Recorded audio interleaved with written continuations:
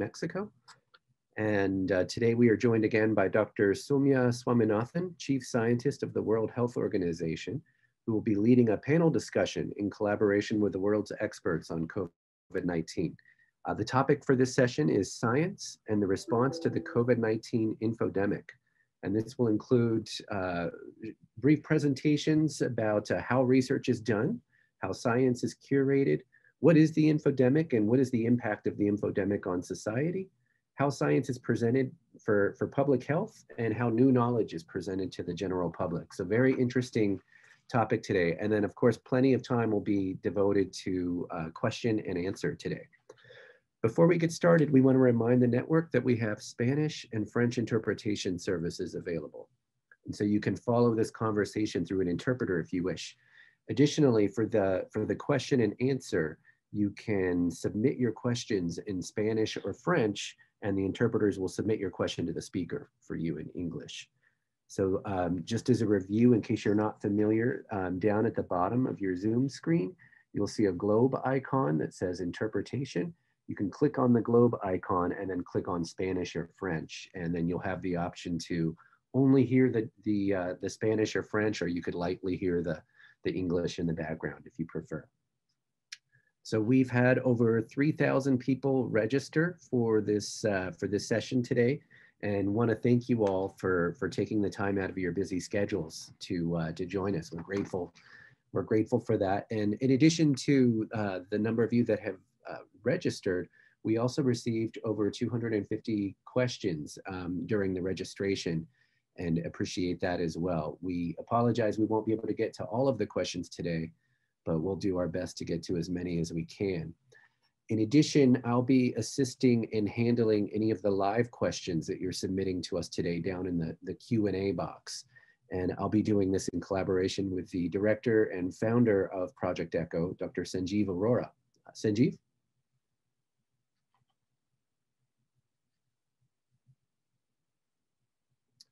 Dr. Arora? Hello, my name is Sanjeev Arora. I'm a gastroenterologist by profession and serve as the director of the ECHO Institute in the United States. And it's a great honor for us to have you all with us today. And ECHO is a project which is currently has a mission of democratizing knowledge to get better care for underserved people all over the world. We have a goal to touch the lives of 1 billion people by 2025. Currently have about 950,000 learners in 165 countries that participate in our platform.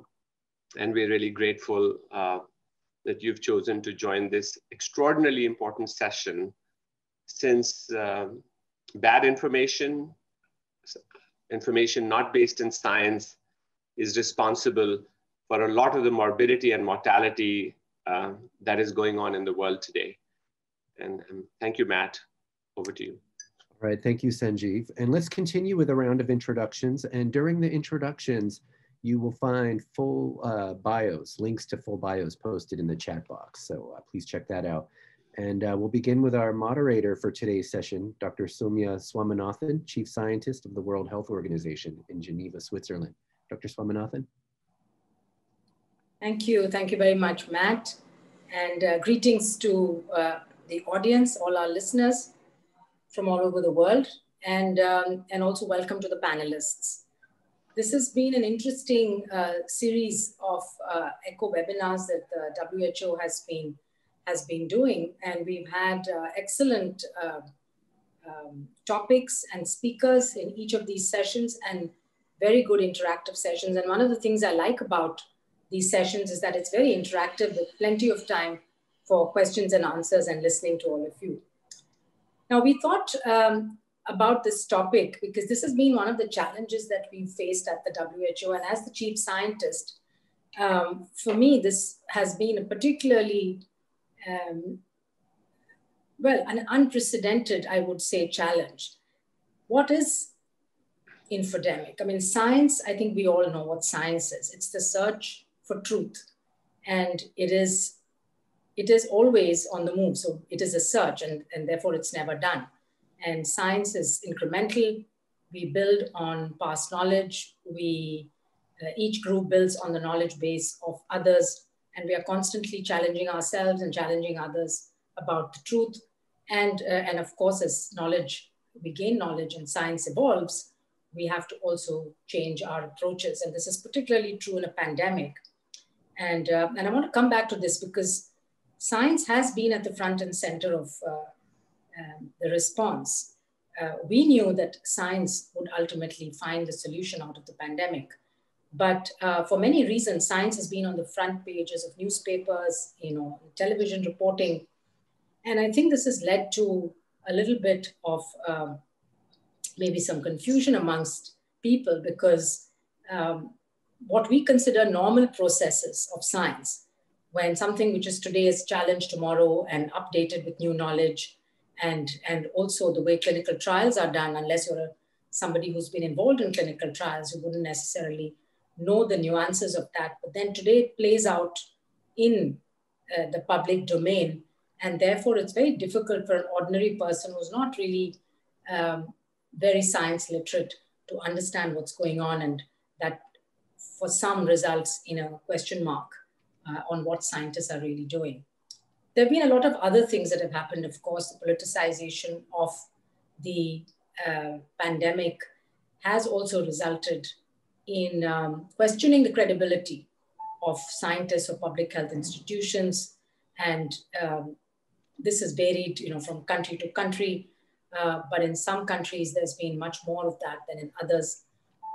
And that's something perhaps that we will discuss during the course of this panel. But to start with, you've seen the word infodemic in the title. And I just want to say, what is it that is an infodemic?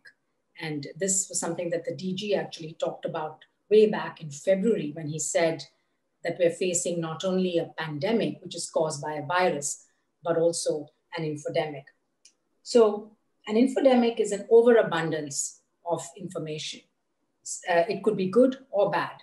And that makes it difficult for people to make decisions for their health, because it's very difficult, again, to sort out what is credible and what is not credible information. And there has been also some misinformation and willful creation of rumors and disinformation campaigns, which are still playing out and is particularly worrying when it comes to the vaccines that need to be rolled out across the world. But there's misinformation on all sorts of other things as well. So the WHO has been engaged in, on the one hand, creating and focusing on the science, which will find us the solutions.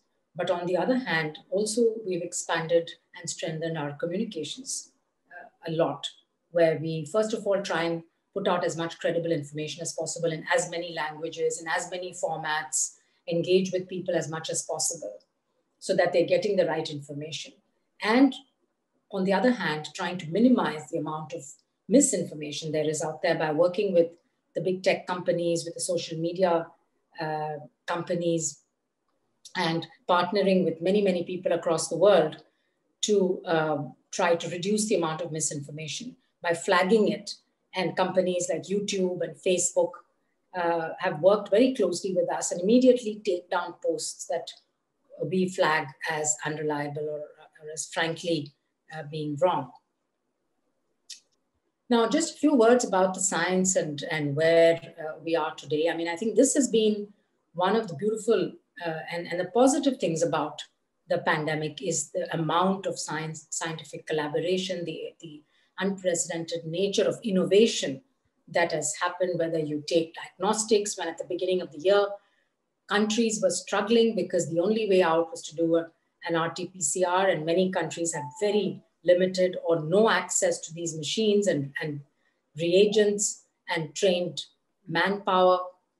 And today we're in a position where we have a number of rapid diagnostic tests, many of which have very good performance characteristics that can be used for point of care diagnostic result within 15 to 20 minutes. So we've come a long way. We've, for the first time, had information on genetic sequences, starting on the 10th of January, when a few Chinese scientists actually made the first few sequences put them in a publicly accessible database. And GISAID has grown from strength to strength. And today GISAID has, I think, close to 300,000 whole genome sequences from over 100 countries and thousands of researchers collaborating on this platform. Now, GISAID was set up 10 years ago for influenza sequence sharing and has a particular way of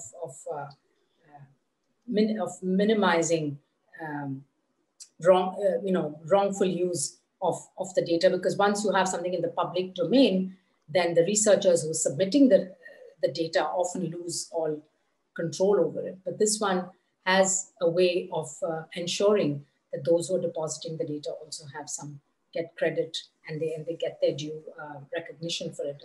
But the point is that having 300,000 whole genome sequences has allowed scientists to not only start work on diagnostics and vaccines within a few days of this new virus being discovered, but also tracking the epidemiology. Countries have been able to track how the epidemic has evolved. How many times did the virus enter the country? Where are the big clusters? What movement of people is actually leading to increased transmission?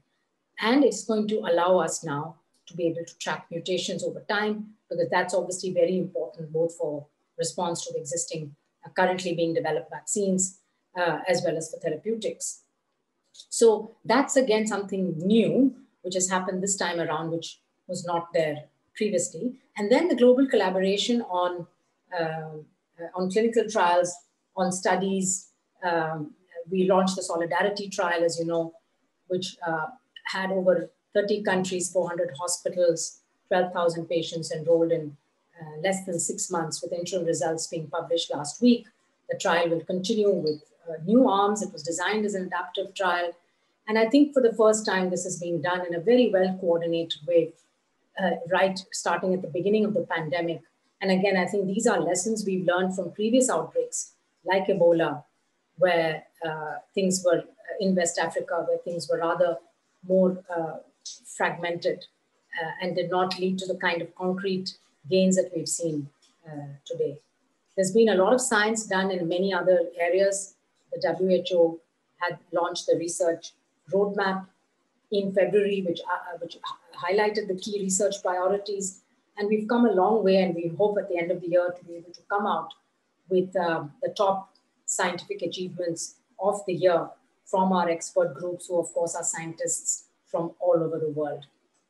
So I think we can celebrate science, we can celebrate the achievements of science. There's a lot more to look forward to. We certainly haven't learned everything about this virus that we need to. And as time goes on, we will keep on gaining on our knowledge. But I think now is the time to actually go to our very distinguished panelists and hear from them, from each of them, who are going to tell us from their own perspective how they've seen things unfold over the course of this year. Each of them is an expert in their area. They're from different parts of the world and come with a range of different experiences. So if I could now call upon Dr. Amadou Sall from the Pasteur Institute in Senegal to tell us a little bit about how research is done. And what we're trying to do here during this session is to hear from our panelists a little bit about how science is done, how research is done, but also perhaps some key highlights from their work over the last year, just giving us examples of things that went well, or perhaps things that did not go so well either, because we need to learn from our mistakes and failures as well. Over to you, Amadou. Well, thank you, Dr. Swaminathan, for that excellent overview. I think historically, after your overview, we've taken a question or two, and there is a question directed specifically for you, Dr. Swaminathan. But before I read that live question from an anonymous attendee, just a brief round of introductions from our expert panelists. I'm going to ask you, if you're a panelist, to turn on your cameras, at least during the introduction, so that you're viewable to our network, to our participants. And Dr. Sall, if you can introduce yourself first. And again, for attendees, you'll find links to the full bios in the chat box. Thank you very much. My name is Amadou Sall. I'm a virologist by training and working a lot on epidemics. And I'm the director of Pasteur Institute in Dakar. Wonderful, thank you, Dr. Sall. How about Dr. Inglis? Hello, everyone. I'm John Ingalls. I'm at Cold Spring Harbor Laboratory, which is about 35 miles east of New York City, where I'm a faculty member and I play a variety of roles in science communication and education. All right, thank you. How about Dr. Sridhar? Hi, good afternoon, everyone. I'm a professor at the University of Edinburgh, where I direct a team called the Global Health Governance Programme, and I've been advising the Scottish government as well as the UK government through the course of this pandemic. Thank you. All right, thank you. Dr. Wiles? Kia ora, I'm Dr. Susie Wiles. I'm an associate professor at the University of Auckland. I'm a bacteriologist, but also a science communicator, and I've been doing a lot of science communication during the pandemic. Wonderful, thank you, Dr. Wiles. And Dr. Lewis, can you introduce yourself as well? Thank you very much. I'm Rosamund Lewis. I'm a public health physician working in the Infodemic Management Group at the World Health Organization in Geneva. I'm just here to help Dr. Soumya if anything is needed around the infodemic. Thanks. Wonderful, thank you. And just very briefly, a couple of housekeeping items. We'll ask that people refrain from answering questions in the Q&A box. Keep submitting your questions for us in the Q&A box and we'll get to as many as we can. And please note that the link to the video for this session will be posted on our website today. You'll find the link to the website in the chat box. It can take about 48 hours for the videos to be posted. And please, at the end of the session, follow the link to obtain your CME and CEU credit. Your feedback is very important to us, and we'd love for you to take the survey and provide any feedback you have. So Dr. Swaminathan, again, thank you so much for that excellent overview. The question that was that I'd like to share with you is from an anonymous attendee. I see that remdesivir is still being used to treat COVID-19 positive patients in the hospital. Is this a medication that should be recommended to be used or stocked in long-term care facilities where the elderly population are most compromised?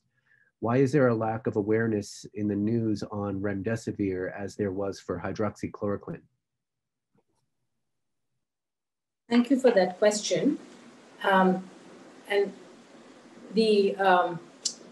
think hydroxychloroquine is different because we have a number of different clinical trials now on the treatment of early disease, the treatment of severe disease, as well as on prevention. And so when you put those together, you get a very robust estimate because all the trials pointed in the same direction. And therefore, it was easy to conclude that hydroxychloroquine has no benefit. On remdesivir, firstly, there are fewer trials. So there's the NIH ACTT1 trial. It was about 1,000 patients. It was looking at improvement in clinical status and reduction in the need for days in hospital. It did not look at mortality. It was a double-blind randomized placebo-controlled trial. The Solidarity trial is probably the largest, 5,000 patients, half to remdesivir, half to standard of care. It was not placebo-controlled or double-blind, but had the advantage of being very large and also having as its endpoint mortality, which of course is a very hard endpoint, as well as progression of disease in hospital. And then there are two smaller trials, one run by Gilead called the Simple trial, and the other one was an initial trial done in China in about less than 300 patients. So when you put all the evidence together, what emerges is that there's no impact on mortality. Remdesivir doesn't have any impact on mortality, whatever stage of the disease you give it at. There is some indication that it might reduce the duration of hospitalization and might reduce the severity of disease if given to people who are either not on oxygen or on low flow oxygen. And once people are on high flow oxygen or on mechanical ventilation, again, the evidence is quite clear that it has absolutely no benefit. So there could be potentially a window.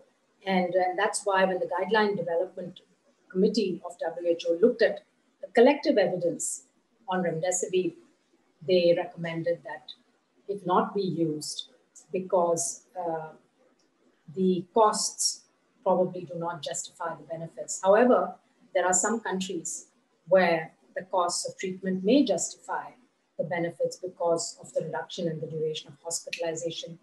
And there still could be a subgroup of patients that benefit.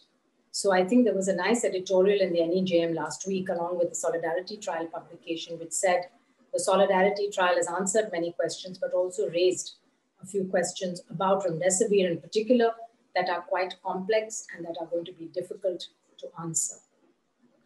So I think we know that for the big impacts of mortality, there's consensus that it doesn't do much, but perhaps it does something for a subgroup of patients in reducing the severity of the disease or helping to improve quicker. But clearly what we need are better drugs. We do not have, apart from dexamethasone, which clearly reduces mortality, especially among patients who are on ventilation or on oxygen. There is no other drug so far that has that kind of significant benefit. So we need to continue to look for those drugs. Wonderful. All right. Thank you, Dr. Swaminathan, and thank you for the question. All right, over to you, Dr. Saul. Thank you very much, Matt, and thank you, Soumya, for the invitations. I'm just going to share my screen. I've been really asked actually to talk about how science is used. And the way to do it has been really to take the example of what we have been doing in Senegal, where we try to address questions that can help the response to epidemic. One of the first questions was to say, is it really relevant to what is the impact of public gathering, school closures, and travel restrictions? And this was one of the first questions that we addressed, where through some thorough follow-up about the case over time, we could have a clear idea about a basic reproductive number and how this measure over time has been implemented and how it impacted.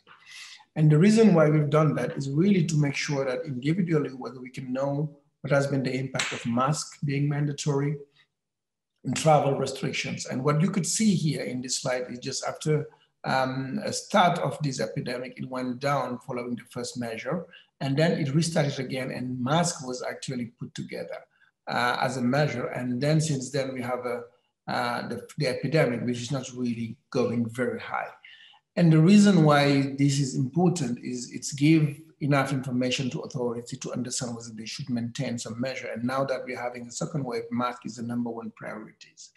The second type of question, to be very concrete, is the use of genomic surveillance. I mean, Soumya has eloquently talked about GISAIDs, and we have in Pasteur Dakar app for GISAIDs.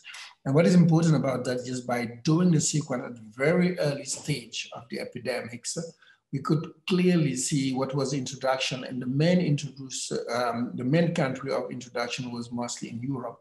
Even though we have Africa and America, the main source was Europe. And when we look at the genomic surveillance within one country, what it tells us is even though Dakar, which is the capital city, you can follow how it moved to other areas, and getting this as a marker of how the virus spread over time has been extremely important to document and see at the same time whether the diagnostic tool was still relevant, and if we have one day to open vaccines, how this is impacted by that.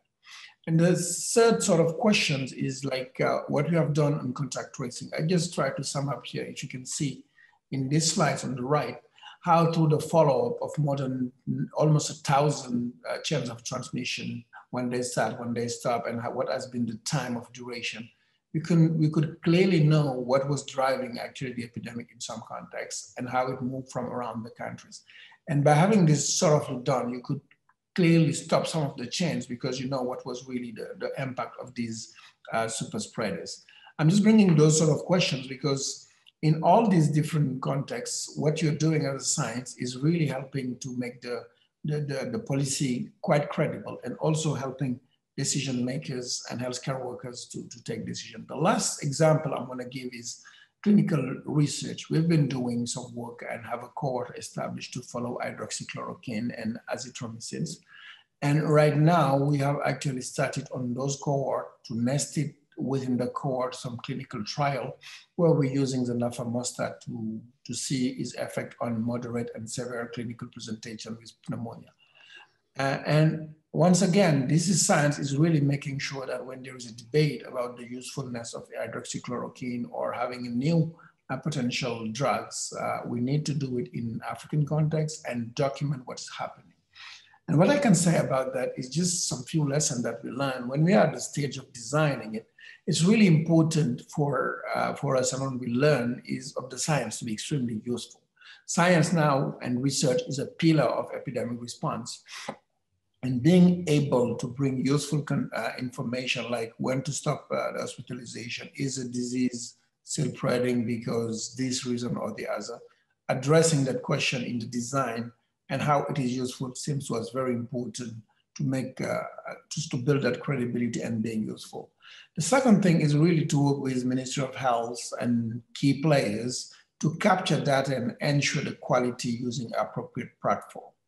And in this regards also, we have set up digital platform with different partners that allow every single data to be checked in terms of quality before actually making them public. And it's really about the credibility that Soumya was mentioning.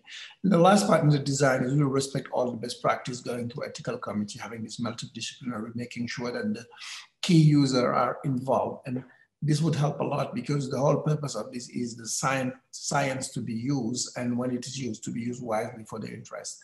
And when it comes to the implementation, what we've learned is that the transparency is extremely important. Whenever it's possible, telling exactly what's happening and what have been the problem and the issues, and talking about that. Obviously, when we start these Nafa mustard epidemics, we realize clinical trial, we realized very quickly that we do not have enough cases because this was at the really tail of the epidemic at the time before the new wave we were having. And being very transparent with all the players helped actually define how to channel the more severe cases and how over time we may improve the results we can have. I think in implementation, it's important as much as possible to have real-time feedback as much as possible, because really the whole purpose is to be useful, and having that is critically important. And the last thing is being flexible to accommodate the context, because we are receiving a lot of information and learning from those information and adjust some of the protocol or some of the results in the sense that it may take into account the context while being absolutely rigorous is absolutely important. And I'm going to be stopping there to use my 5 minutes and give back the floor. Over to you.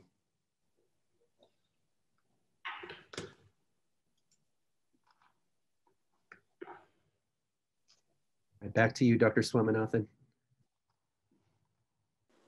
Thank you. Thank you so much. That was wonderful, Amadou, for you gave us the examples, concrete examples of all the things that I had touched on how science has really helped us, and gave us a very good example of how you do this within a country to support the Ministry of Health in its epidemic response. That's exactly what a good public health agency should be doing. So maybe I'm going to call upon now our next speaker, Dr. Inglis, who's going to tell us about how science is curated. And of course, we've seen a huge number of preprints this time in the pandemic. That's been a good thing and also a challenge. So over to you, Dr. Inglis. You need to unmute yourself.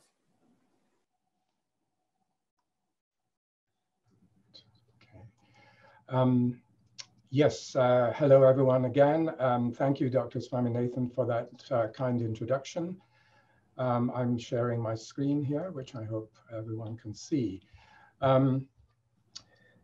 As Dr. Swaminathan has said so eloquently, the research community worldwide has mobilized in a quite unprecedented way in the face of this pandemic. And one manifestation of that has been the production of an estimated 90,000 research manuscripts, which have been tracked by the US National Library of Medicine.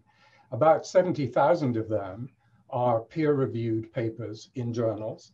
And of course, the evaluation and improvement of those papers through the process of peer review has been vitally important in our understanding and management of the pandemic. But peer review, as this audience knows, cannot happen fast. It needs to be done thoughtfully, and that will take time. And a paper, even if it's accepted, may take months to reach the audience. And even so, it may be behind a paywall, and therefore only journal subscribers can see it. The other 20,000 papers in the pandemic have appeared on what are called preprint servers. And these are manuscripts that are made available by their authors without peer review and delivered directly to the public. And they become available within a few days of submission, where they can be read by anyone. So in a journal, a paper is shared only after it gets a favorable assessment. On a preprint server, the sharing comes first and the assessment is second. Preprints are unfamiliar in the health sciences, but the concept itself is not new. Preprints have been central to much of quantitative science for 30 years. The preprints are gaining momentum in biology through the Cold Spring Harbor Laboratories preprint server bioarchive. And inspired by that momentum, we began a preprint server for health sciences 18 months ago in a collaboration between the laboratory, Yale University, and the British global health provider, BMJ. And in this pandemic year, there has been a 10-fold increase in the volume of submissions each month. And that, of course, is entirely due to a deluge of pandemic-related papers. So on both servers, we now have about 11,000. They're going up rapidly. And as you can see from this chart, a large proportion of what's been deposited on medRxiv this year is on pandemic-related research. So if you read in the press a story about a piece of work that has not yet been peer-reviewed, the chances are it's about a preprint, and the chances are it's about a preprint on medRxiv. So why has this surge taken place? This is a great quote from the editor-in-chief of MedPage Today, which says it all. But basically what it boils down to is that in a health emergency, speed is critical. In the process of preprinting, the author controls the content and the timing of that content's release. Everyone can read the paper without barriers and evaluate it for themselves. And clinical data and experience can be openly shared, and the community can respond. On bioRxiv and medRxiv, we've taken what we hope is a responsible approach to the screening of papers before they are posted. And these are the questions that we ask of each paper.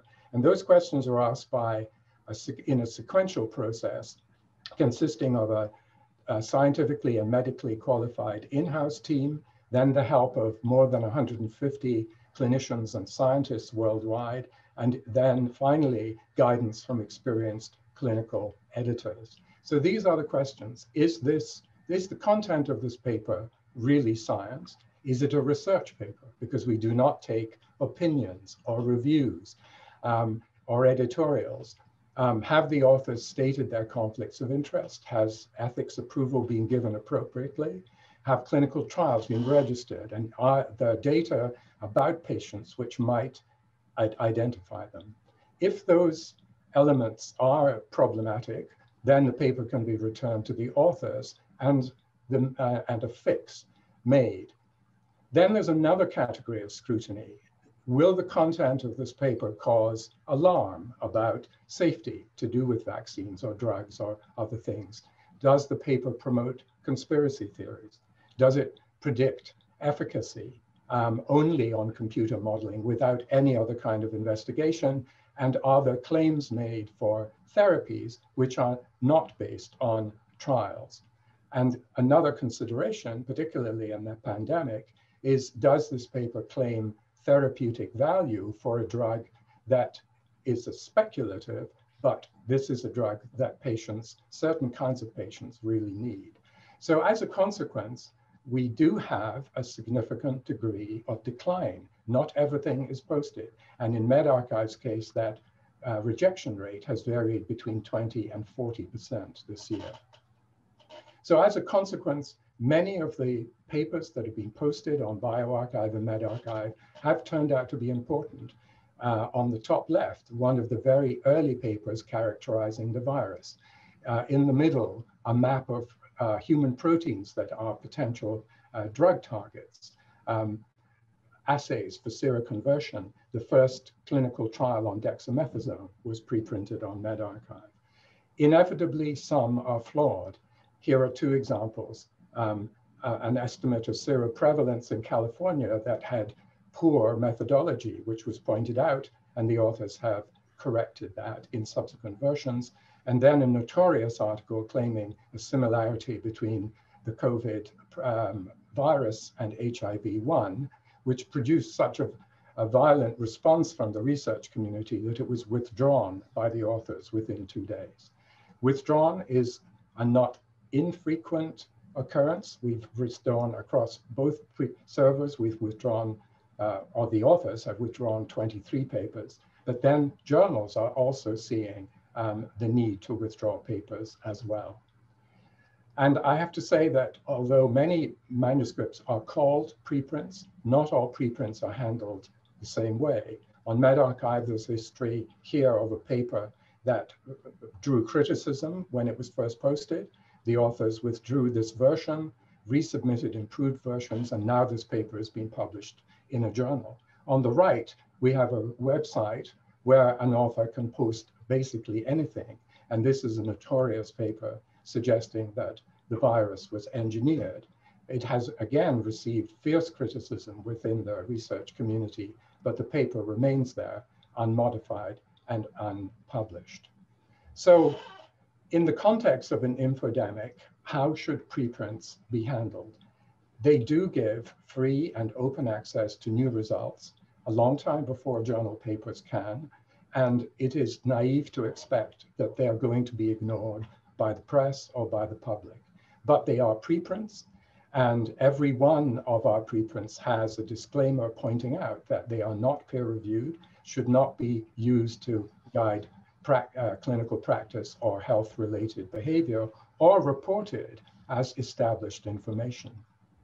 I love this quote from Ed Yong, the journalist, great journalist at The Atlantic, pointing out that science does not work in the way that much of the public understands. It's not blockbuster discoveries, it's a slow, erratic stumble towards ever less uncertainty. It's a wonderful phrase. And that stumble now in the pandemic is more public than ever. So these papers, both preprints and journal articles, should be read cautiously and skeptically. And also the source needs to be considered, because certainly not all preprint platforms work the same way. And it is very advisable to look at assessments of those papers, including Twitter and various commentaries and peer review, because there are an increasing number of avenues for the review of preprints. So I will stop there. I'd like to acknowledge that none of our work is possible without our founders, our wonderful staff, and the funders of both bioRxiv and medRxiv, which are the laboratory and the Chan Zuckerberg Initiative. Thank you. Thank you. Thank you very much, Dr. Inglis. I think that was a wonderful, comprehensive overview of how the preprint servers work, particularly bioRxiv and medRxiv, and also what people should know about when they look at a preprint or when they read a preprint, how to evaluate it, how to interpret it.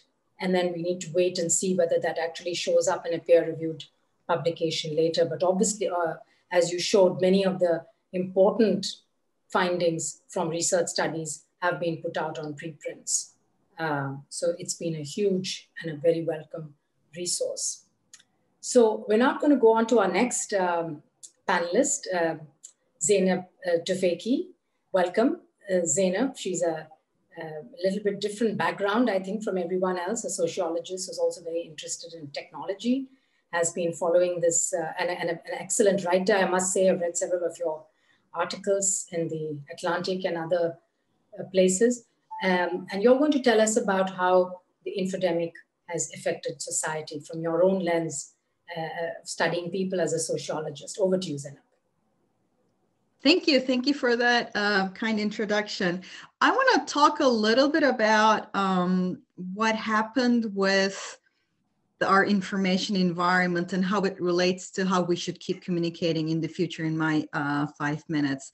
So in the past, you basically had the public health authorities as the only ones holding the megaphone, at least the past 20, 30 years. It didn't mean there wasn't misinformation or misunderstandings or other responses that varied in quality. Sometimes they were questioning in a correct way, and a lot of times they were not.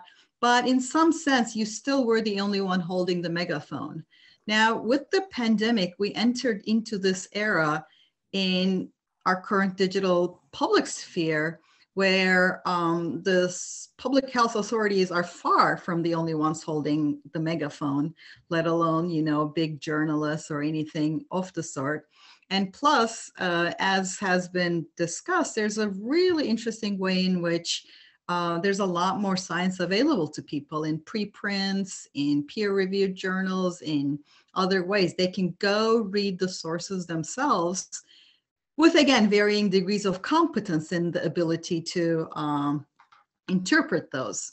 So, and in a pandemic, you have a somewhat rapidly changing information environment, right? At first, yes, it is a novel coronavirus. It does resemble SARS, but there are things we did not know. There are things we found out as we went along, such as with SARS, we had infectiousness correspond with the febrile stage. With this one, we did not. And it took a little bit of time to figure out, okay, the clinical symptoms are atypical. We cannot count on fever. And I say this because it's going to be something significant to the challenge we're facing, because I'm focused on how do we address the way we communicate in a way that lessens the problems with misinformation. How do we adapt to this, right? We can't use 20th century methods fighting 21st century problems. So one of the things that I have found is that, the saying, be first, be right, be credible, right? In a lot of things, I think the public health community did not adjust to that appropriately because we weren't fast enough, for sure. There was a lot of confusion in communication, first over masks, then over the asymptomatic, symptomatic, pre-symptomatic transmission. And some of these were terminology problems. Within a health community or medical community, it's easier to distinguish, say, pre-symptomatic from somebody who's going to be asymptomatic the whole time, because it's a topic people are used to distinguishing. Whereas where you're communicating with a broader audience, those are like finer distinctions that are not as straightforward. You can't just say things and expect them to understand the way our colleagues in the academy would be able to understand. So a lot of what I have seen is that there is a need that is yet unfulfilled for faster synthesis of the information. And I know the World Health Organization, of course, publishes these guidelines and publishes technical sort of papers. But in my experience, as someone who's also been writing some of the synthesis, is that we're too slow. What ended up happening, for example, is I ended up writing an article on ventilation in July. It's like a 5,000 word article that tries to get over all these sort of confusing terminology problems. And I thought nobody's going to read it. Like, who's going to read 5,000 words of me talking about, this is how it works, this is not how it works, and trying to just explain. There was an enormous interest because people were kind of hungry for detail because they were confused what to trust. We give them guidelines. We say 6 feet, we say 1 meter, but of course we all know those are not binary, right? We all know there are it depends on the ventilation. We all know, we understand those things, but like an ordinary person does not necessarily know those things without having some, why would they? And the guideline doesn't give them the information they necessarily want, especially when there is a genuine effort at misinformation from other people with megaphones who are either denying the pandemic or are just in it for grift, or they're selling some snake oil themselves. So there's a variety of people who are muddying the waters for a variety of reasons. And my experience through the pandemic is that the kind of confusion in the public sphere needs us to be right, be credible, be really detailed in trusting the public with the nuances of the situation. Because I think some of our advice about just giving people easy to handle guidelines may have backfired, because we're facing the kind of assault on the information that we might not have faced, say, even with the SARS pandemic in 2003, because that was a very different environment. So I think this is a fascinating time. I think we have learned a lot, and who knows, we'll have another version of this, hopefully not, but I hope this is like a turning point for how we kind of adopt 21st century methods to deal with the public sphere as it is, where we don't hold the megaphone by ourselves at all. Thank you. Thank you, Zainab, for having illustrated these points very, very well, and what the public wants. And I agree with you that scientists and public health experts are not always the best communicators. So that is where I think the social and behavioral insights are very, very important as to what people want to hear and how, in what format and what language they want to hear it. So Matt, are we going to take a short question and answer interval now, or do we go on to our next two panelists? Thank you, Dr. Swaminathan, and to all of our panelists as well who have presented already. Sure, why don't we do a short round of Q&A, and then we'll do round two of presentations. Sanjeev, would you like to kick it off? Sure. I'm going to touch an area a little bit outside the pandemic, but it's really has the attention of a lot of people in the world. Some of you are aware, the vaccine, the FDA is meeting this morning, actually, in the US to decide whether they will approve the Pfizer vaccine. The other issue, of course, is that there is probably going to be vaccine in the United States and Western Europe. People will be vaccinated probably by June, July, August sometime. But the issue, Ranjani Harish from India asks, how long do you expect this pandemic to last? And when can we expect the vaccination to reach the general public? It's a little speculative question, but I think all of you with your cumulative expertise, we would, Soumya, and thank you so much for collaborating with us on this webinar series and coordinating it. Could you start with this question?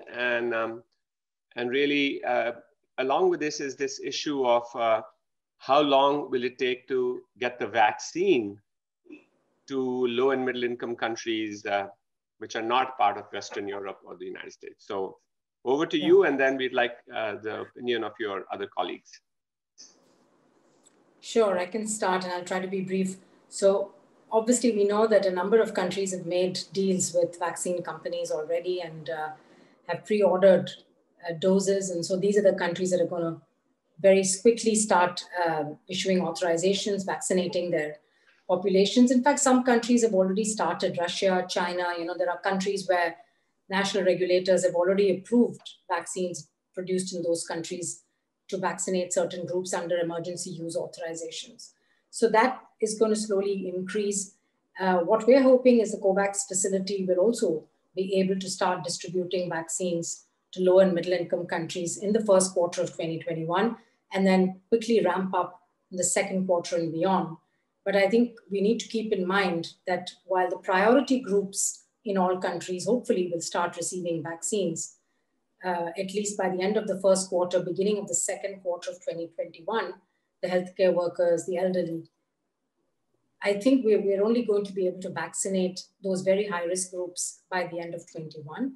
And it'll be 22 before we have enough volumes to vaccinate the much larger segment of the population that would ultimately need to be vaccinated to create that population immunity to really reduce transmission. So I think 2021 is going to be a year when we will start seeing reduction in mortality. We'll start seeing, hopefully, the health systems being able to cope much better, getting back to normal because we're protecting health workers, reducing mortality in the elderly. But for most of us, we'll have to continue to take precautions, continue to do all the things that we're telling people to do this year, pretty much, I think, till the end of next year.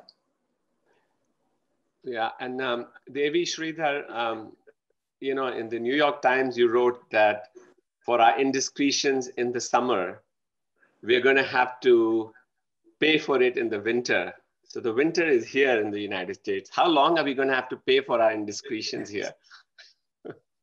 Yeah, so the article was focused on Europe, but I think in the summer, overall, everyone relaxed. And there was all these questions, will we have a second wave? Will we not have a second wave? And people just wanted their lives back and didn't plan ahead for the winter. And the countries that did plan ahead, Norway and Finland, have done much better because they got their numbers really low. And the challenge with COVID-19 is protecting low prevalence. So once you get your numbers low, how do you keep them there? And how do you prevent resurgences, or if they do occur, to keep the bumps quite small? And I just think instead everyone wanted to go on holiday and enjoy that time instead of preparing. And we're now paying for it also in Europe with multiple lockdowns and no real line of sight out. The vaccine, as Dr. Swaminathan is saying, this week, I think tomorrow, they're starting Pfizer vaccinations in the UK, actually going to care homes. So it's starting, but this is a long way to go. I mean, it's going to prevent deaths, and we're still having hundreds of deaths every day, but it's not going to mean we can lift restrictions for months. And so I think that's kind of the balance and the communication challenge as well, to say to people, the vaccine is here and it'll stop people dying, but at the same time, we need to keep suppression in place so we don't see the rise in hospitalizations in other age groups, because in the UK, we only have enough for 400,000 people, which is really a small number considering the vast majority of people would need to have the vaccine. And John, talking to you, what's happening is that you've talked about preprints and good data, etc. But the vaccine is already lying in our hospital at the University of New Mexico, where I work, right? We have the doses there. It'll get approved. There isn't any peer-reviewed publication. What about this safety issue? How are we thinking? There's a lot of concern about vaccine safety with such short data. And can any of you make a comment on this? And Soumya, starting with you and then John. Yeah, I mean, I think it's the benefit risk assessment that regulators are having to make now, and a huge pressure to save lives. So that's why with such limited data on safety, regulators are going ahead with clear expectation that more data needs to be provided. So this is why I hope that in the US and in other countries, that the clinical trials will be allowed to continue without unblinding, because we really need to follow up those cohorts, both patients on placebo and patients on the vaccine arm. Of course, there may be some very high-risk participants, maybe they will withdraw and they should be offered the vaccine. But I hope that this will happen so that we get better data. In any case, the phase 4 studies will have to be done, and the regulators will be monitoring that very closely, and the WHO is also going to be monitoring safety very closely. So I think it's all about the assessment of benefits overweighing the risks right now, considering that in the very short follow-up that we do have, we did not have any major safety signals from these few vaccines. Anybody else has any comments about this issue before we go on to the next question? Sanjeev, you asked for my input, and I should say that preprint servers exist to disseminate research. And so far, as Dr. Swaminathan has pointed out, what we have are trials of vaccines which have, and what we know about those trials has been put out in the form of press releases, not in the form of academic papers. So it is very difficult to, for the community at large to evaluate. We have to trust that all the regulators and others who are involved in this are working in good faith, and we have no reason to doubt that. But the question of trust is one perhaps that we're going to deal with later on. I think there's a big conversation around not just the availability of vaccines, but the willingness of the community to accept them, and on what basis do they make those judgments. But perhaps that's for later in the conversation. Thank you. Over to you, Matt. All right, thank you. And John, you brought up the word trust. So there's a live question from Sherilyn Johnson. I love the term infodemic. Thanks for your work curbing the misinformation. How will the panelists be working to build a community of trust with respect to the COVID-19 vaccine? That's a question for everyone. Zainab, do you want to take that? Sure, absolutely. So I think the most important part is transparency, accountability, and being out there. I mean, sometimes one of the things with vaccine hesitancy, I think what we tend to do is we just tend to dismiss people as either irrational or just sort of out to kill grandma.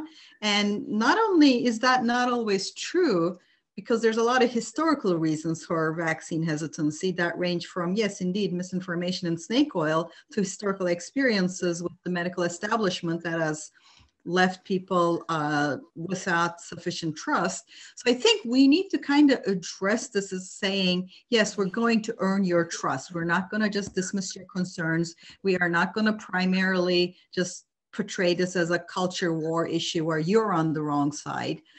Even though I understand the frustration and I understand there are people who would like to make this into a culture war and kind of use this, I think we need to sort of be there saying, look, here's the transparency, here's the data, here's everything. And for example, if there's a mistake or an issue, as there was with the AstraZeneca one, we should just be out there acknowledging it, explaining it. I find a lot of times that there's a tendency to circle the wagon because we're afraid that a mistake is going to cause more misinformation.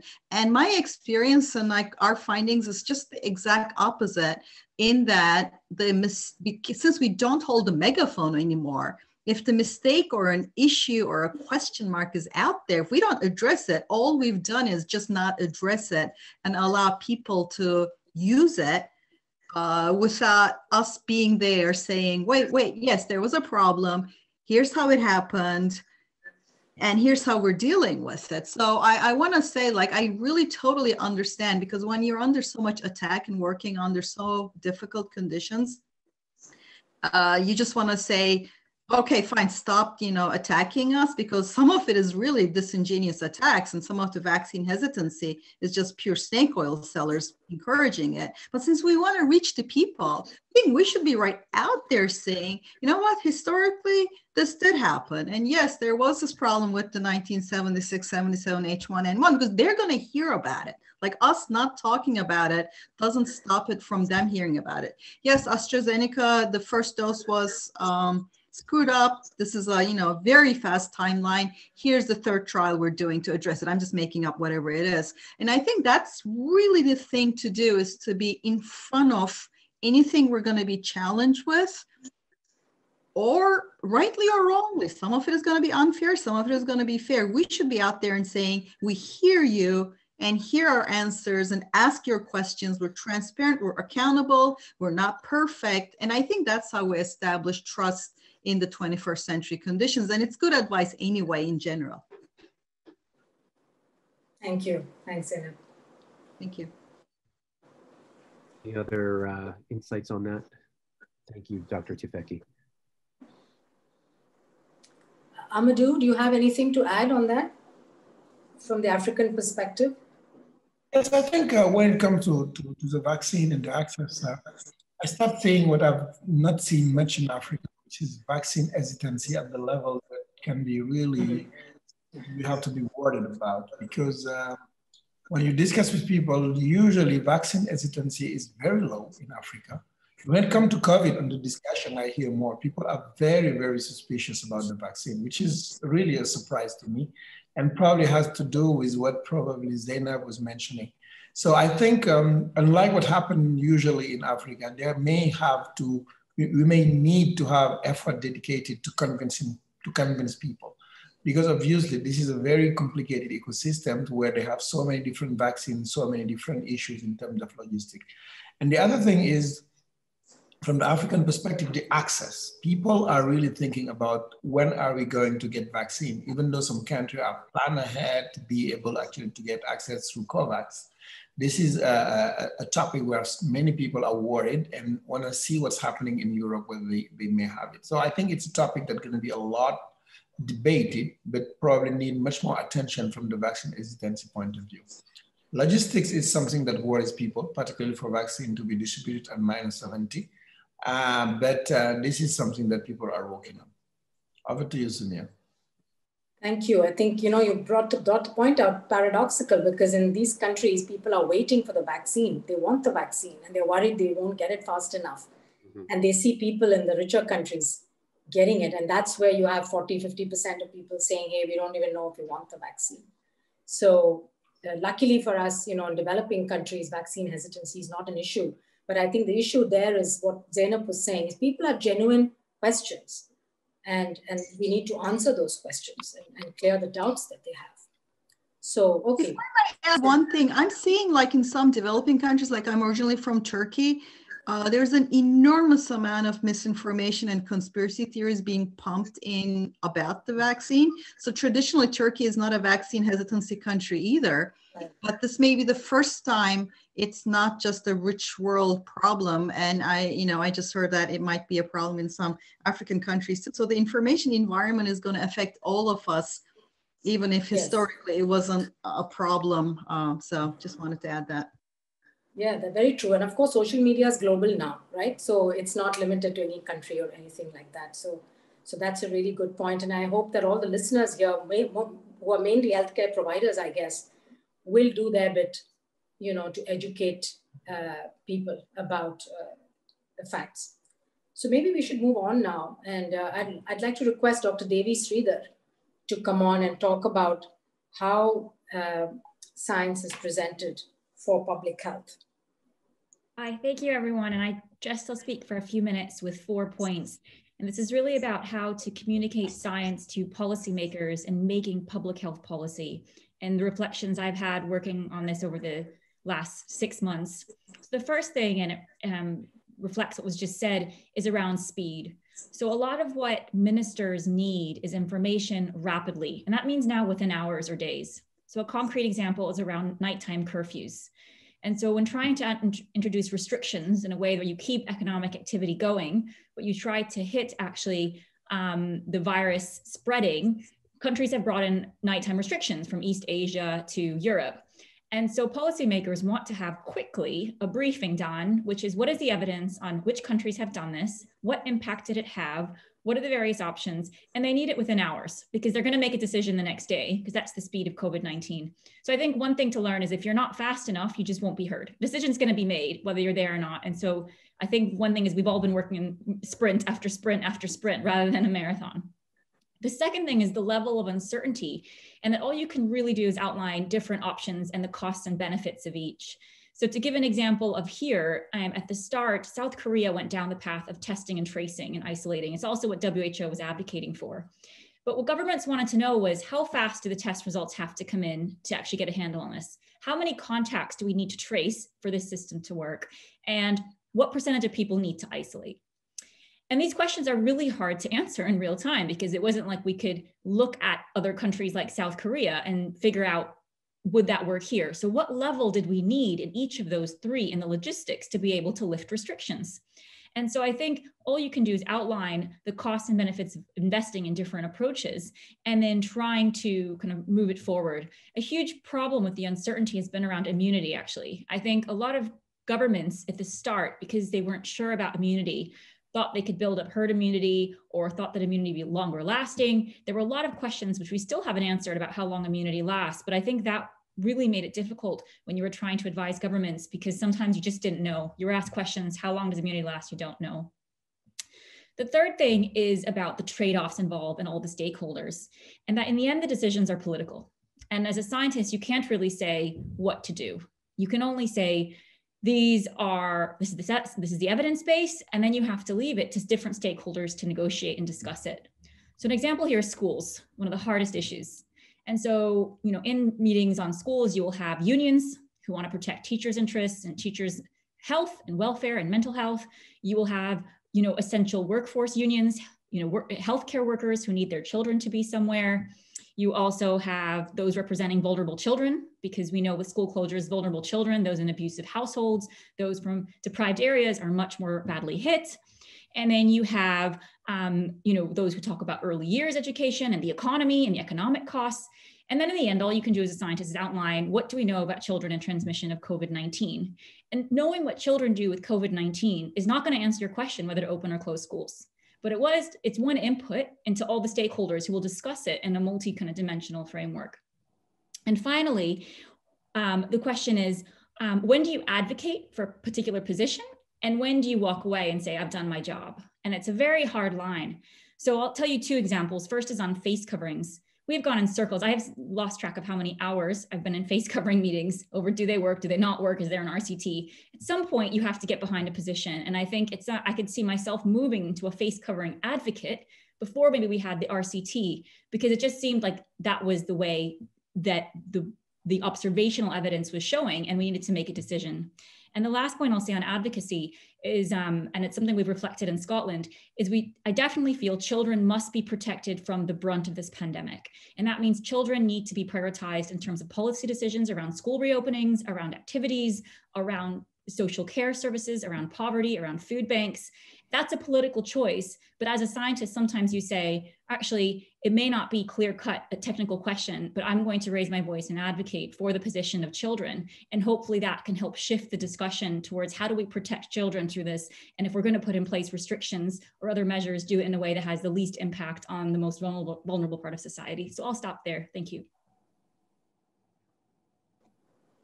Thank you, Devi. Those were some excellent examples, and you really brought out the dilemma of a scientist or a public health expert trying to advise the government, and then decisions being made on a lot of other considerations that politicians are faced with. But then you do your best, you provide the evidence, but in a timely manner and in as accurate a manner as possible. So maybe we'll go to our final panelist today, Dr. Wiles, who's going to tell us about how new knowledge is presented to the general public. Thank you very much. So I just want to give a real brief background, I guess, to say that I'm a scientist, practicing scientist, but I, for a long time, have really felt a moral obligation to communicate my research. And so I've spent the last 10 years learning how to be a better communicator. That's been, understanding how the media works. And so when a journalist calls, you have to, a bit like in the policy space, you have to answer your phone straight away. Otherwise they won't, the story is gone.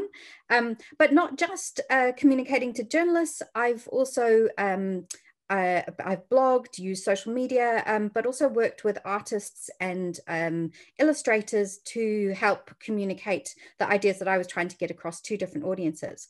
So when the pandemic started, here in New Zealand, I'm a microbiologist that's now trusted. So the media will come to me and start asking me questions. And I started writing for a little online media organization called The Spinoff. And they have a cartoonist, Toby Morris, who works with them.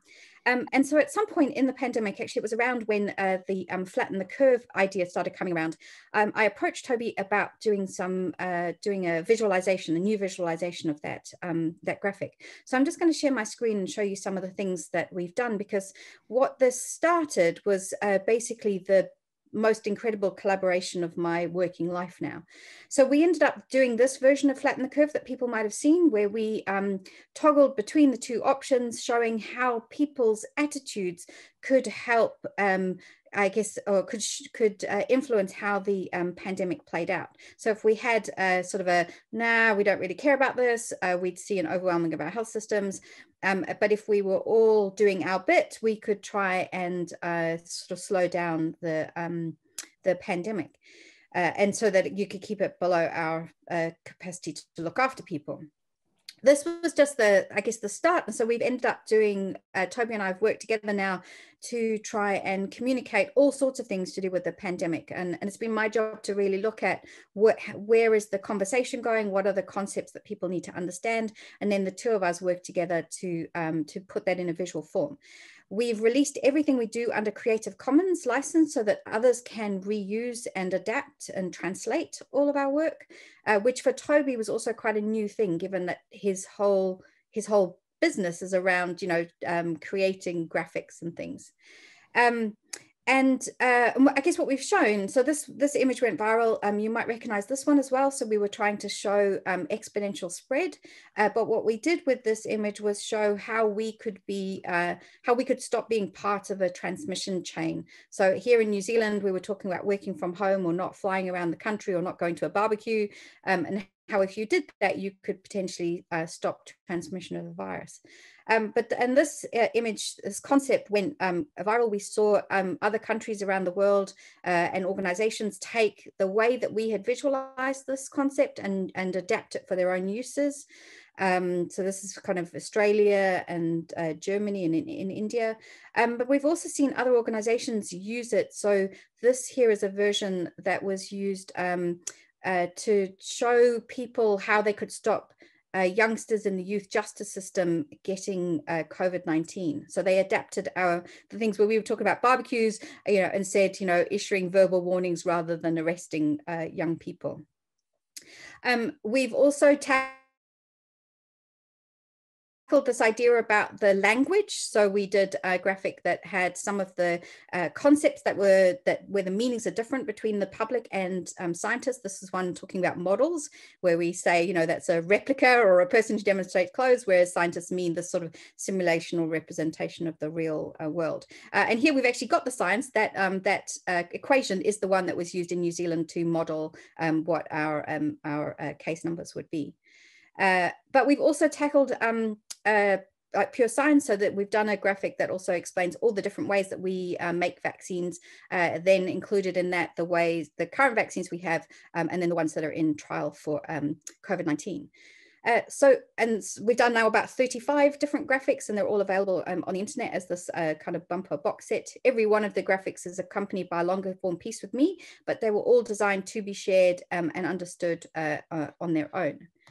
What I want to end with, though, is the kind of main challenges. So I think the big one is that as scientists, we completely disincentivize this understanding of,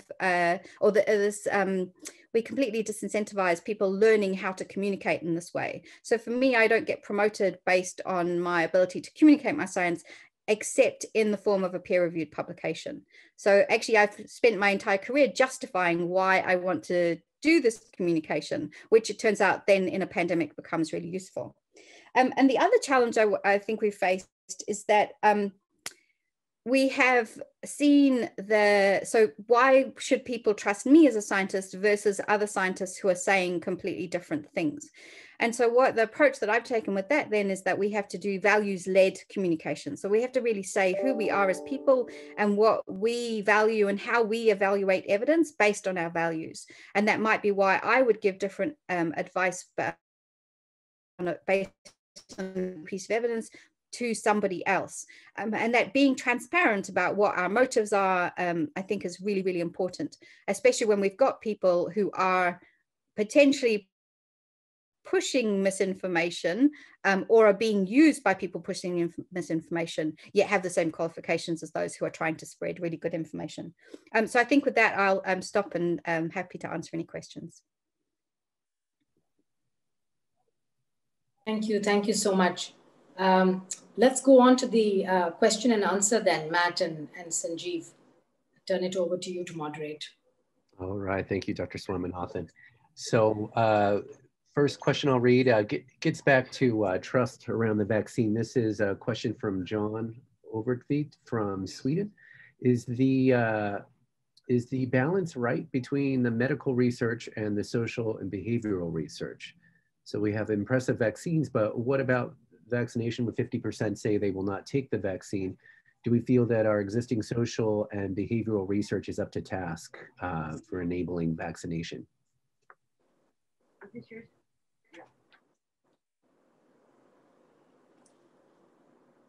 Who wants to take that? Social and behavioral research is always sort of a stepsister of biomedical research, and I found that in my career as well, working on TB and working on HIV, that you have all of these good biomedical research going on, but then you neglect the social and behavioral sciences, and then you don't have the public health impact that you wanted to have. And I learned this from my friends, the social scientists, that unless you tackle the myths and misinformation that was very common in the early days of the HIV epidemic on how HIV actually spread. It was all misinformation. People didn't actually know the facts. And then there were these massive campaigns to educate people about that. So I agree with that, but yeah, Zainab. I just want to say, as the social science person on this panel, like there's a lot of things that I think the clinical community has, they have a different experience of, like, they're clinicians very often, right? So they see people at a very different phase of their problem, and that leads to misunderstandings. One of the things on, for example, face covering that we had to really work on was this belief among a lot of medical doctors that it would lead to a false sense of confidence, which is not supported by social science research. If anything, social science research strongly suggested that it would lead to more distancing because it's a social solidarity and signaling. And we have research from, HIV, we have research from TB, the social science side, that said, no, this is not really the right concern. And to the degree it is, you need to just sort of inform people better. Like, you don't expect people to become reckless with hand washing because of face coverings. If anything, you expect the opposite. And I think it held us back that that's just, I mean, it wasn't evidence-based, but a lot of doctors very strongly believe that. It's still in a lot of guidelines, and it delayed us. So I think it's not just fighting the misinformation, it's also understanding medical interventions. All of them happen in a societal context that require we understand how people are going to behave rather than assume, how we think they're going to behave. And I think, I mean, you wouldn't come to me for, how to treat your flu or some other thing, right? I might have some folk remedy. So I think there's a lot of the opposite. There's a lot of folk theories of how people will behave, especially among doctors. That's not necessarily the way they actually behave. So I'm just sort of putting this out there as something that we need to collaborate a lot more, because it's not a secondary consideration.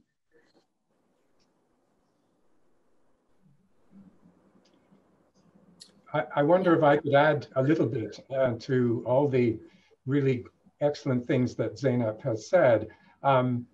One of the things we suffer from, certainly in this country, is some structural mistrust in certain institutions. So I was listening to something over the weekend from a community activist in Pittsburgh who represents a community of color there.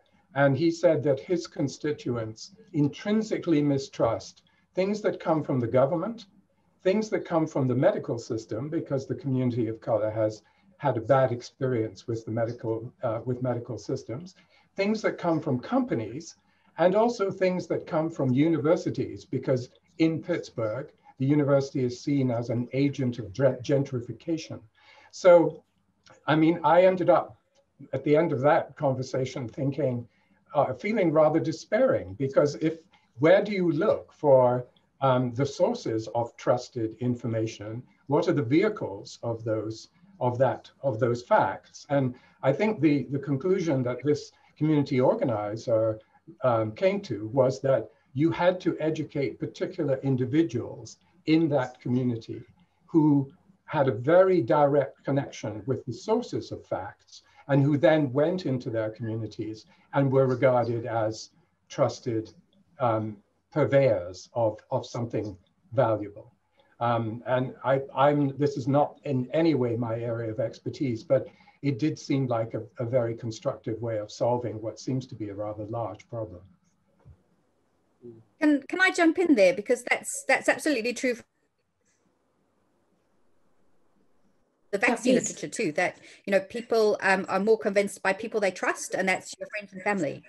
And so by finding those trusted voices within communities and working with those trusted voices, that's absolutely how we can get change. And I think that's going to be absolutely crucial for vaccine acceptance.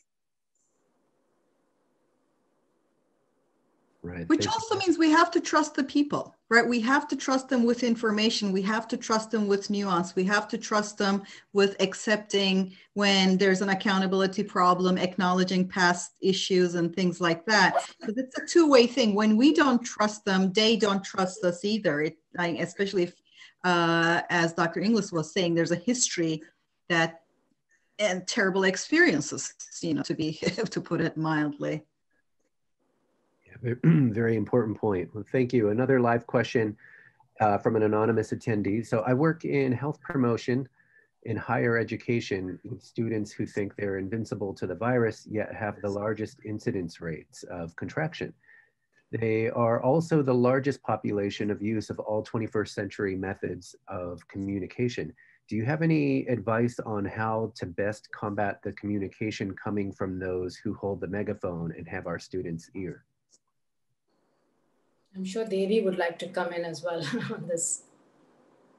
Yeah, I mean, the first thing I can say is one of the most frustrating thing has been to have kind of celebrity scientists, or not even scientists, celebrities with big platforms, influencers, coming out with complete misinformation, and it becomes very hard to counter it, and just kind of cherry picking. So in the UK, we've gone in circles around, does the virus exist or is it a hoax? If you get it, is it like flu? If it's like flu, does the testing work, or is everything a false positive? They're all false positives. Is the footage from the hospitals real? Is it not real? Actually, it's all manufactured in a conspiracy. I mean, and it's really hard because one part of you as a scientist wants to say, I don't want to waste my time on this. I don't want to go out and debate someone of, is this virus real? Because we actually need to develop policies to prevent people getting hospitalized. On the flip side, we know that if we don't keep fighting that misinformation or disinformation, that is what's going to become the predominant narrative, especially now, given we know with social media, Facebook and Twitter, even Instagram, that actually lies travel 6 times, as fast as the truth. And so before you even know it, something has gone viral, it's completely false.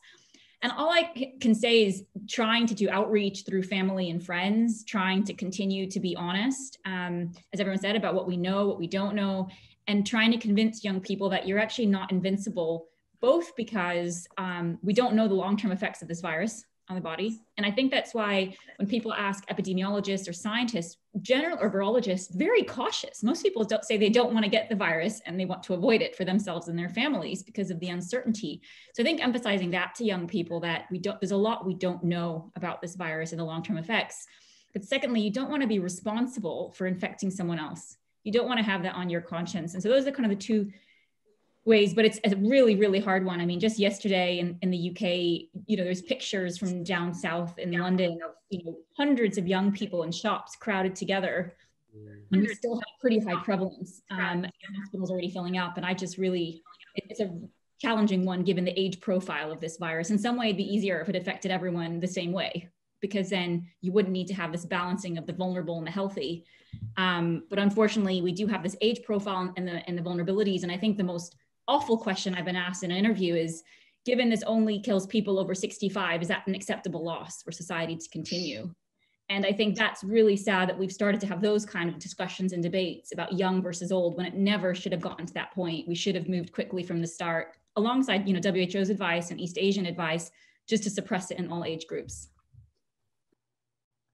But can we add something else we need to do better? I keep focusing on, we had the same problem at my University of North Carolina, where they did not offer testing widely to the students, and they also did not offer harm reduction advice, partly because they thought that would make the students reckless. And I thought that was really wrong, because, I mean, it is true, it doesn't affect them as badly. We can acknowledge this. We can say, look, we don't know the long-term effects, but it doesn't look like this is terrible for young people. But regardless, you could be carrying it around. You could be infecting people who are vulnerable. And here's some harm reduction advice. And here's some frequent testing to help you practice it. Whereas in my school, and this is like, I'm criticizing my own administration here, they thought that would make them even more reckless. All it did was they made it so that they didn't listen to us, because they can look at the statistics, and they didn't have the kind of harm. We didn't say, where I am, the weather is great. We didn't say, please socialize outdoors. We didn't say, please stay at the dorm. We sent them home to kind of avoiding the scandal, but carrying, helping them carry the virus home. So we didn't really I think, feel like we don't live up to what we can do, because even young people, yes, they do have that, what Dr. Sidar was saying, they feel they're invincible, but a lot of them don't want to, infect their parents and grandparents, and we should help them do that rather than just kind of dismiss harm reduction as encouragement when we have so much research that says that's not the case. Yeah, I would agree with that fully. And the other thing which I find and again, it comes back to the uncertainty, is the debates over long COVID. So half people believe in long COVID and they say it's a real kind of ME, chronic fatigue, it's something we need to investigate and study, and they take morbidity seriously. And the other half say it's a mental health and psychological issue because of the mental health anguish of the pandemic. And we keep going in circles, because I think unless we get a handle on the morbidity, we're not going to solve the under 50-year-old issue, right? Over how serious is this for young people? Because if we do know in the end that, even 1% or 5% of people get chronic health issues from this virus, that'll change the messaging quite significantly to what we're saying about having infections in the young, where there's still kind of this view among some, especially in university campuses, of does it matter if there are 500 students infected or 1,000 or 2,000? It helps build immunity because we're getting all the young infected. And I think that's quite a dangerous perspective if we think there will be substantial morbidity. But I think the long COVID is one of the uncertainty issues, which I think if we can crack and get real hard data on, it'll help governments inform their policies better. All right, thank you all. Dr. Arora, over to you. Well, this is probably going to be the last question. First of all, I want to thank Dr. Rosamund Lewis to really bring our attention to this extraordinarily important point of infodemic. Rosamund, probably the infodemic is going to kill more people, and avoiding it can save more lives than a new treatment for COVID-19. So thank you for joining us in this effort. We are very grateful. I think the last question I want to present is this issue of the negative impact of false information in social media is so high that I was wondering what arguments you recommend by Astrid Fanguinoveni in Georgia. So I'll just explain my just own personal experience. As a clinician, up to 2 months ago in my clinic, I was seeing patients, highly educated people, who were arguing that there are no major trials showing that masks work, and so there's no evidence. So this is not just a problem of the less educated. Sometimes there are no conclusive trials, and yet expert opinion has reached a very high level of certainty of effectiveness. And in these circumstances, what arguments can a healthcare professional make to his patients, to his community, to really get them on board here to avoid such devastation that occurs with this infodemic? So I'll open it up to anyone who wants to start with that question.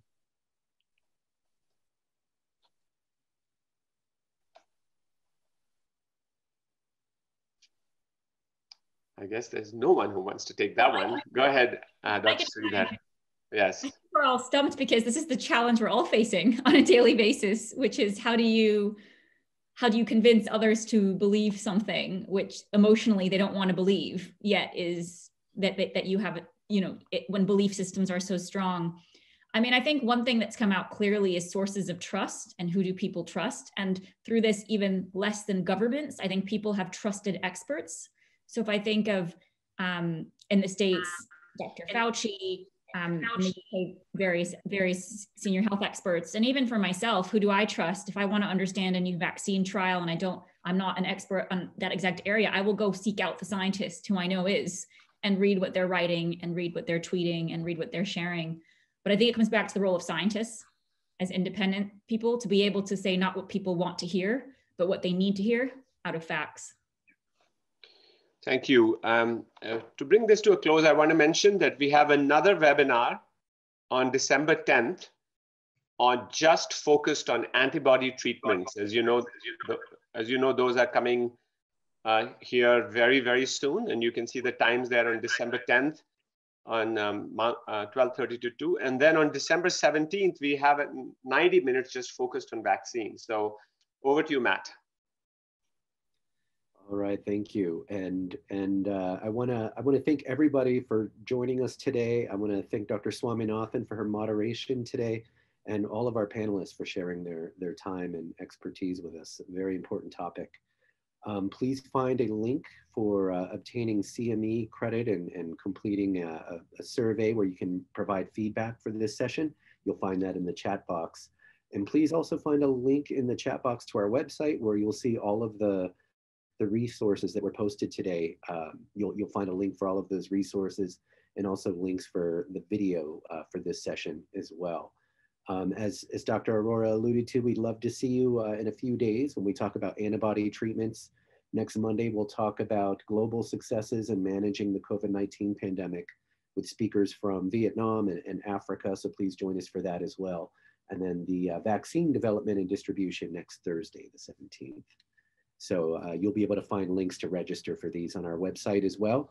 Thank you, everyone, and we'll see you in a few days, I hope. Take care. Thank you. Bye. Thank you very much for your facilitation. Thanks, thanks, bye. Thank you, everyone.